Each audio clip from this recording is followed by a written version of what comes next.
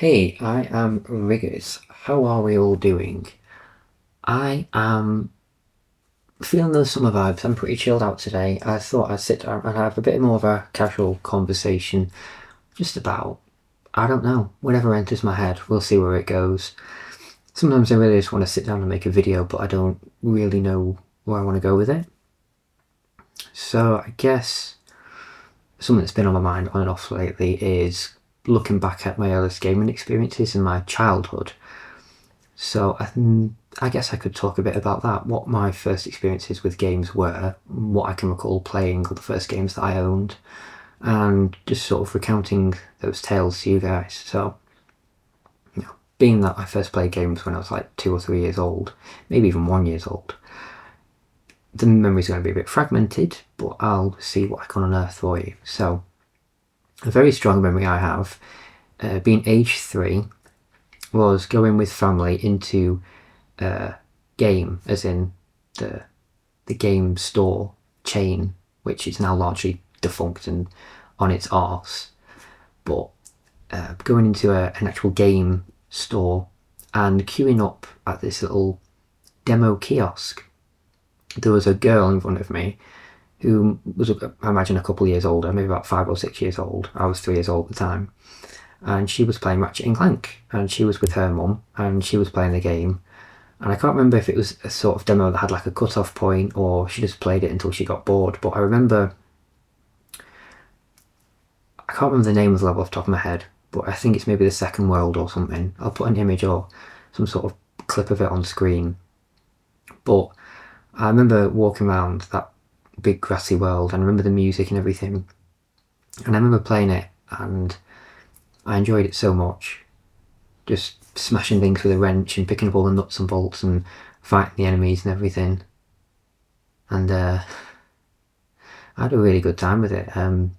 Yeah, again, 3 years old, but just all the colours and the scenery and the imagery and the art style of the game and the music. I was little tiny 3-year-old me, just was so wrapped in the warmth of the game, and I absolutely loved it. And unsurprisingly, we'd gone to buy a new game for me, and I walked out with a copy of Ratchet and Clank, and I absolutely loved it. I was too young to do necessarily all the puzzles and all the more difficult parts of the game, but I would play through all the levels. But I had to get older members of family to sort of get me through the difficult parts. But I had like game completed save data throughout my childhood that I just play backwards and forwards and go up and down all the worlds, and I had a lot of fun with Ratchet and Clank as a kid. And be able to go into a store and play that as like a little demo booth thing was really cool. And it led to me buying the game and falling in love with it. So that was great.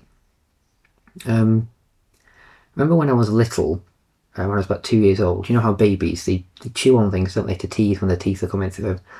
Of course, my teeth have come through all wrong because they're deformed, but we don't talk about that. But when I was a baby and my teeth were first coming through, I used to tease.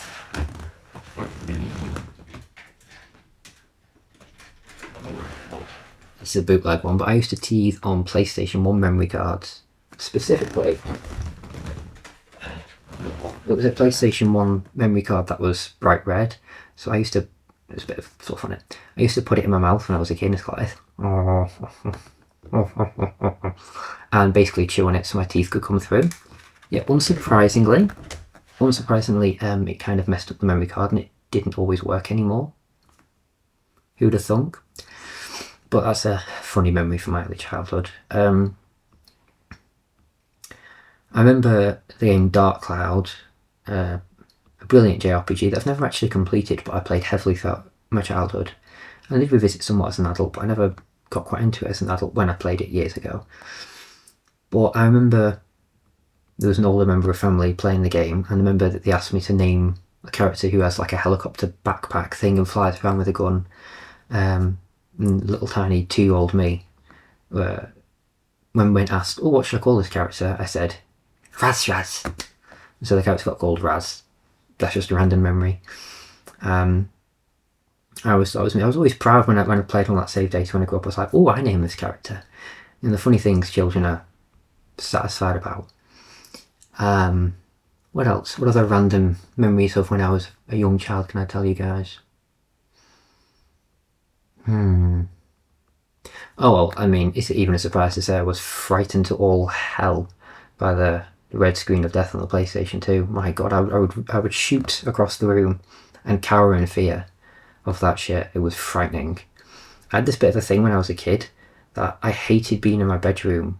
If there was like no noise, I had to have my TV on or some sort of background noise because I just hated the silence. It was like a vacuum of fear and I was just terrified of it. So yeah, I always need to have my TV on, but I also, and to a degree, this is a thing now as well, I don't like sort of loud, unexpected noises. So that just triggers me as a person in general, like even now, but even more so when I was a kid. So trying to play a game, let's say I'm playing Midnight Club or True Crime LA or whatever it would be, and all of a sudden that red screen comes up, and then the first time I saw it, I was like, what the fuck? And I just bolted across my room. It's horrifying. I felt like a fear about it then. Poof. I'll give you another anecdote or two, I'm sure. Let me think.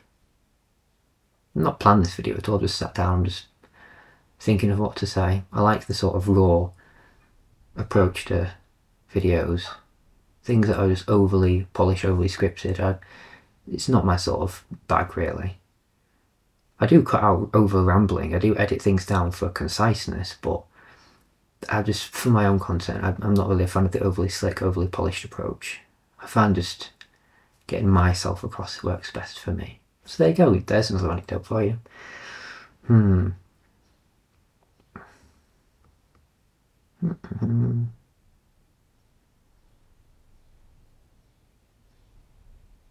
Okay, well, I suppose the first time, because when I was a kid, I used to play Morrowind, literally from age 3, and I'd play on family members' characters and save data.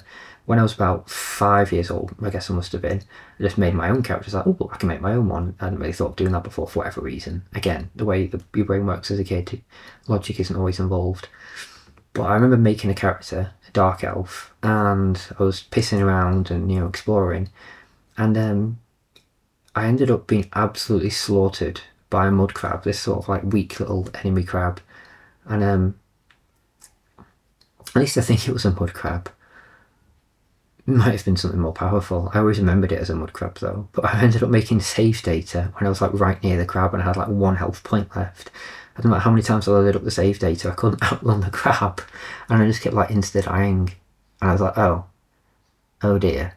So I just had to start a new game after like 45 minutes, an hour or so of gameplay. I was like, well, that's a cursed playthrough. I didn't even go to it all again already. So that didn't go very well. How about one more anecdote? Let me think.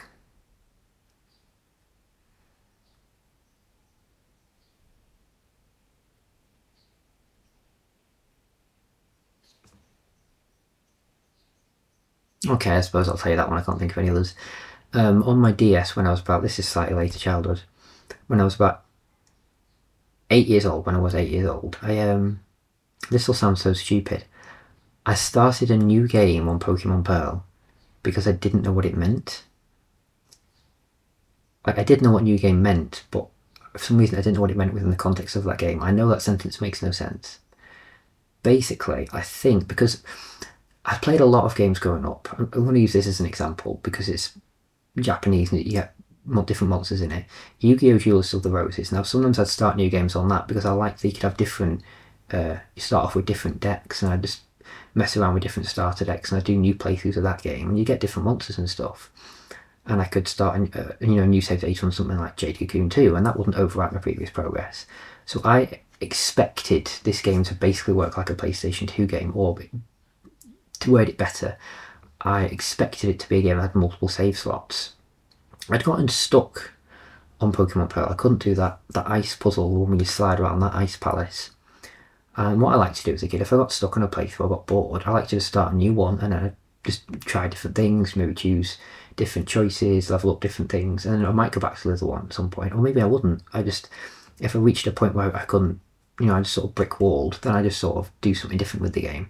So I thought, oh well, I'll choose a new starter Pokemon, I'll build a different sort of team, I'll have a different sort of approach, and I'll just, play the game differently. And that's what I'll do, because I've had enough, little 8-year-old me had enough of trying to do the ice puzzle. What I didn't expect was for my pre-existent save data to completely delete and be replaced with a new game. And I absolutely sobbed my heart out when I realised that. Again, the idiocy of flawed child logic and just the lack of realisation. So that was quite upsetting. But, you live and learn, eh? I never completed Pokemon Pearl on that second playthrough either. But, yeah.